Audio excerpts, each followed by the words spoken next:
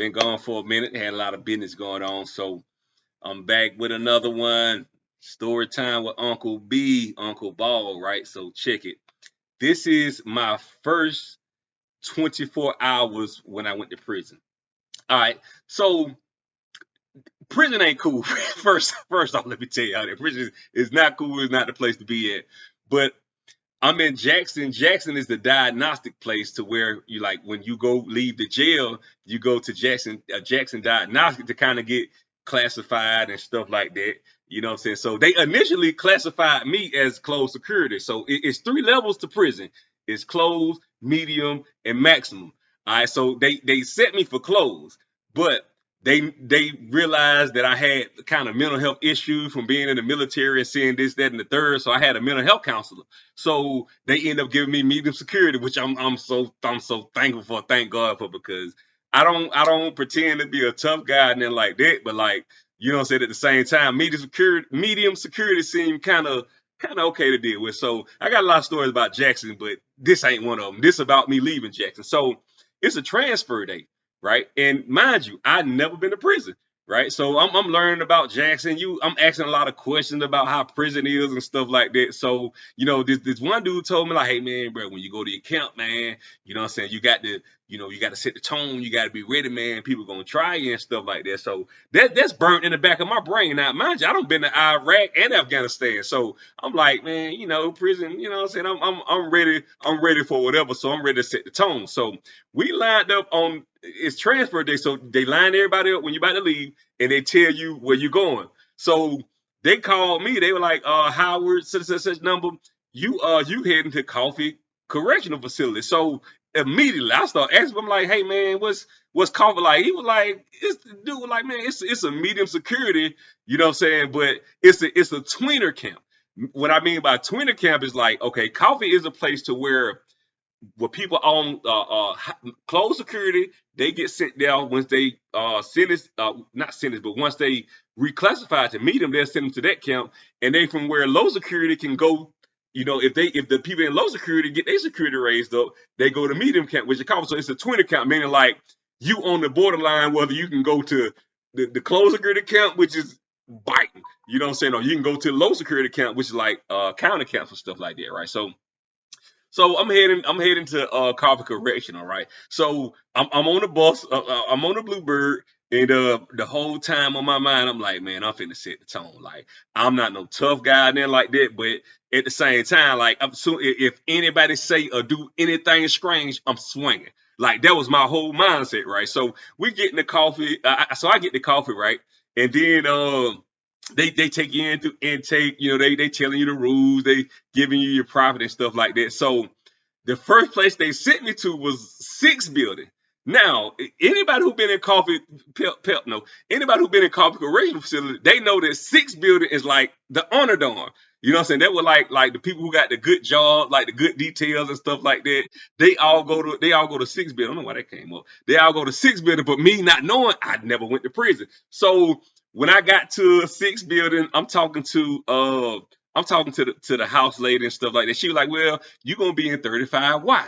That was the bunk they assigned you to.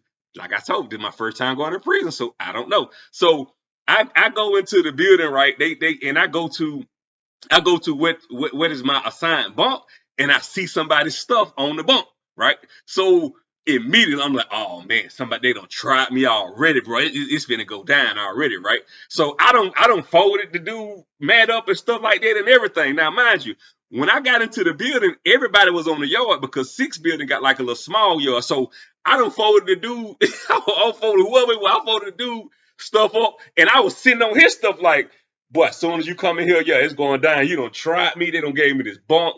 You know what I'm saying? And you think you finna be here on this bunk when I'm here? Nah, bro, it ain't going down. So when I folded the dude's stuff up, right? You know what I'm saying? I'm sitting on the stuff. They got it's a houseman named Earl. Now Earl probably about like 60 years old. Pep no Earl. So Earl probably like 60 years old, and he's what they call a houseman. A houseman is somebody who kind of look over the dorm. Now I'm gonna describe Earl. Earl kind of put you in the mind of if you seen the movie Django, who Samuel L. Jackson played, that was Earl. Earl looked exactly like that, right? So he the houseman. So He came to see me folding the dude's stuff up and sitting on it. So Earl, oh hell no. So he came through the door like, oh hell no, we ain't with all that in here. We ain't with all that in here. I'm still like, man, this man's in my bunk, bro. He need to come up out of it. We finna do whatever we got to do, bro. No, it ain't working like that. And Earl flat out asked me, like, Earl been doing time for a minute. He was like, this your first time in prison? I was like, yo, why? He was like, nah, man, like they can assign you a bunk, but you know what I'm saying? The inmates, you know what I'm saying, kind of sleep where, you know what I'm saying, where they want to sleep at, you know what I'm saying, based on, you know what I'm saying, their relationship to whatever gang and stuff they in. So I'm sitting looking like, man, I don't care what you talking about. I ain't tripping on that. So this nigga done went and told the CO, you know what I'm saying? So he told the CO like, I don't think we should have put him down here in this building. He already on the foolishness, right? So the CO came in there shaking her head. She like, you gotta get out of here with that. You gotta get out of here with that. Now, I ain't been in prison an hour. I'm already causing ruckus, right? So they was like, hell no, yeah, get out of here. So they took me around to 3 building. Now, I was in 3K. 3 building is kind of, it's kind of like the jungle, right? So I'm like, all right, man, but I don't know. So so they taking me to 3 building, right? So man, off the rip, like soon as I went in the building, oh man, boy, I felt it everywhere. It's like 5 or 6 parts in each building. You know what I'm saying? And soon as you pop the door, you know what I'm saying? The darkness was deep. It's deep darkness in there. So so they put me in the 3K, right? So they opened up the door to take me to 3K, right? So soon as I came to the door, it's a cat named Rambo from Millersville, right? He checking the temperature off the river. Rambo or GD, right? So he pulled up to me. He was like, look, cut little nigga, like, nigga, what you bang? Nigga, what you bang? Put like that. I looked at him like, nigga, I don't bang. Nigga, what wrong with you? You know what I'm saying? So the whole dorm opened their eyes because they see like, okay, well, you know what I'm saying? Bro ain't scared. Like, bro got some heart. He got some heart. So, all right, we been trying. So now I know that, like, okay, well, you're not gonna be in your assigned bunk, so that's already in my head. So I get it. All right, so the GDs was like, okay, well, look, bro, you know what I'm saying? He don't bang that. He seems solid, man. So you know what I'm saying? Bring him back here in the GD cut. So I went to the GD cut, you know what I'm saying? And I met some good guys there, man. Maniac, they call him Yak. KD, Doodoo, there, dude named Doodoo. I met Doodoo too. They was all cool, man. So we chopping up and stuff, and you know what I'm saying? They were like, man, where you from, man? Where you from? Man, I'm from Macon, man. He was like, oh man, a couple of your homeboys over here and stuff. So the word got out that I was from Macon and stuff right there. All right, cool. So they had like about 5 Macon cats in the park, right? So when they found out I was Macon, you know, the Macon guys started pulling up on me, chopping up, hey man, who you is. So I get to talking to him, right? This one particular dude from Macon, right? And he's Tucker brother, Patrick Rivers, right? I wish I could tag him, but I heard he back down the road, right? So he pulled up on me, and instantly, you know what I'm saying, like I say, I'm like 27 when I went to prison, so I don't live a little bit, so I kind of realized, like, okay, all right, people be trying to run games. So he pulling up on me. He was like, yeah, homeboy, you know what I'm saying? You from Macon. And I told him I'm from the South Side. He's like, I'm from the South Side too. You know, my brother, this, that, and the third. I like, yeah, man, I heard of your brother. I hate what happened to his brother. Rest in peace, Tucker. You know what I'm saying? But I was down there with Tucker brother. You know what I'm saying? So he like, man, you know, my homeboy, you know what I'm saying? And, you know what I'm saying? My family don't really rock me like that, bro. So when you get to prison, they give you like 3 state shirts, right? So he was like, man, I ain't really got none, bro. So, you know what I'm saying? My family don't look out for me. So now me being like, I always been a free-hearted person, not knowing, like, regardless where military, streets, I always got a free heart. You know what I'm saying? So he like, man, I got, you know what I'm saying, my clothes dirty. I ain't really got none, bro. So I'm like, man, you know what? He was like, he was like, bro, I need one of them state shirts, bro. So I was like, man, I ain't tripping. This is state stuff. I just came from the street. You know what I'm saying? I ain't tripping, bro. He go state shirt, right? So he took the state shirt, right? So I'm just watching. Now, mind you, I'm observing. I ain't been in prison. So this nigga, he took the state shirt, right? He took the state shirt and went to his locker box, right? Man, that nigga opened up the locker box, nigga, all brand new state shirts in there. I'm still looking like, oh, he just got me. Now, one thing about prison, you can find something to fight about every day in there. But I'm like, you know what? I already know I'm a warrior. They already seen I was a brave heart. So he finessed me out of state shirt. So, I'm gonna let him have it because I ain't, what I'm saying, I ain't tripping about that, right? Then I met I ain't gonna call his name out, but he my partner. I'm gonna tell you how this affected later on in the story, right? So I met because my mom used to work in the jail, right? And everybody know who Matthew was in the jail, right? So like if you man, like yeah, man, then my mama such, and me and him, we clicked instantly. Like man, I'm talking about he was a cool brother, man. So he got me on the phone. I'm calling my people, doing everything I need to call. And he like, man, homeboy, you know what I'm saying? I'm this set, but this particular set is not like known in the prison system. Like it's a whole making set. But me and him clicking, right? We clicking. Everybody know we rocking Mac time, right? So all right. So the next morning, right? So I'm in the bunk, and it was another dude. He was a civilian dude, right? So I'm in a GD cut.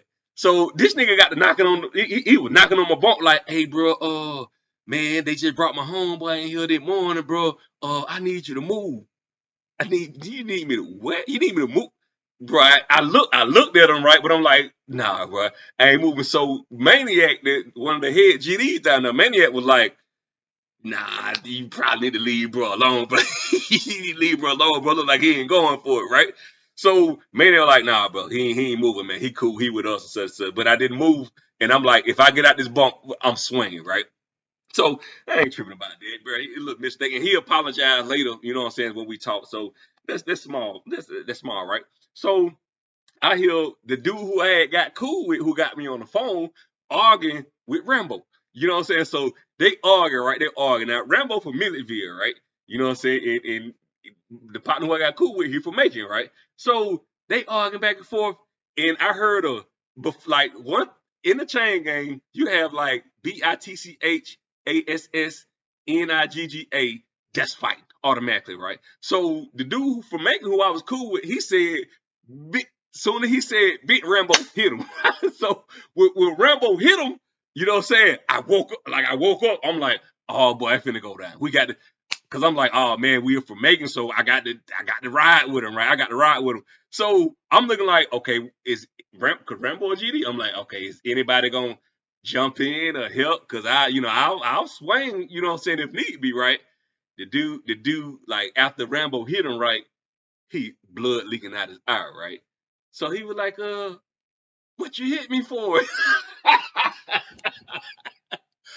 I like, boy, I'm finna go lay back down, bro. He ain't trying to do this. He like, well, what you hit me for? So Rambo the squad. I'm like, come on, nigga, let's do it. Now, out in the span of 20, like in the span of 20, I say 20 hours, in the span of 20 hours, I done got kicked out the dorm, finessed out my state shirt. You know what I'm saying? Somebody tried to make me move out my bunk, and my homeboy had done went out there. So I'm sitting here looking like, oh my God, but what is this coming to? So that was my first 24 hours in the chain gang. And I wish I could tag Pimp too, man. So but yeah, that was crazy. All right.